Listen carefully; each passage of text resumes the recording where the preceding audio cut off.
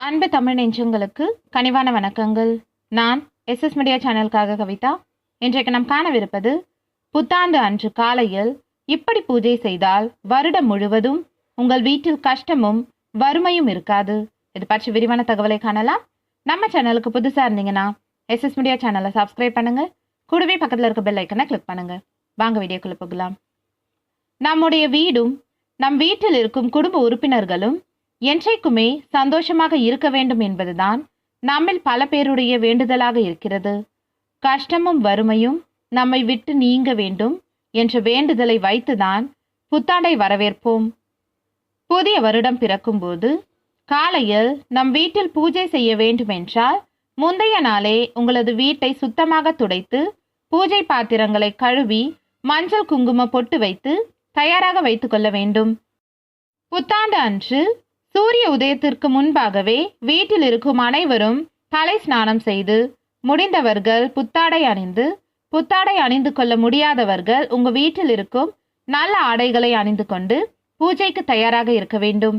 குறிப்பிட்டு சொல்ல போனால் காலை 6 மணிக்கு முன்பாக இந்த பூஜையை உங்கள் வீட்டில் நிறைவு செய்து கொள்ள வேண்டும். பூஜை அறையில் புத்தாண்டு அன்று அதிகாலை வேளையில் பசுனை ஊற்றி தீபம் ஏற்றுவது மிகவும் நல்லது. அதன் பின்பு ஒரு தாம்பூல தட்டு எடுத்துக்கொள்ளுங்கள். அதில் 3 சிறிய கிண்ணங்களை வைத்துக் கொள்ளுங்கள். அந்த கிண்ணங்களில் புதியதாக வாங்கிய கல்லுப்பு, மஞ்சள் பொடி, துவரம் பருப்பு இந்த 3 பொருட்களையும் நிரம்ப வைத்துக் கொள்ளுங்கள்.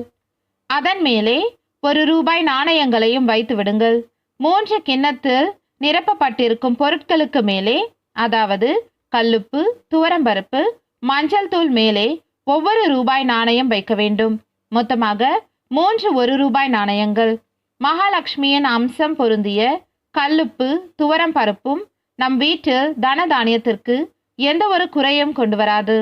மங்களகரமான மஞ்சள் பொடியை புதியதாக வாங்கி கிண்ணத்தில் நிரப்பி வைத்து வழிபாடு செய்வது சுப நிகழ்ச்சிகள் தொடர்ந்து நடைபெற வேண்டும் என்பதற்காக. ₹1 நாணயம் நம் வீட்டின் செல்வ செழிப்பு, பணவரவு இருந்து கொண்டே இருக்க வேண்டும் என்பதற்காக. இந்த பொருட்களோடு சேர்த்து இறைவனுக்கு உங்களால் முடிந்த இனிப்பு பலகாரத்தை நிவேதனமாக வைக்கலாம்.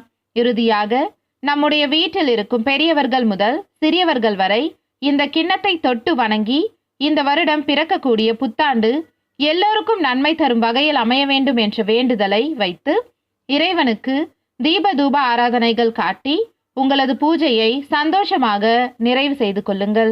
அதன் பின்பு நீங்கள் பூஜையில் வைத்த உப்பு, மஞ்சள் பொடி, துவரம் பருப்பை எடுத்து அன்றைய தினம் சமைப்பதற்காக பயன்படுத்தி கொள்ளலாம். மிகவும் நல்ல பலனை கொடுக்கும். ₹1 நாணயத்தை பணம் வைக்கும் பெட்டியில் வைத்துக் கொள்ளுங்கள்.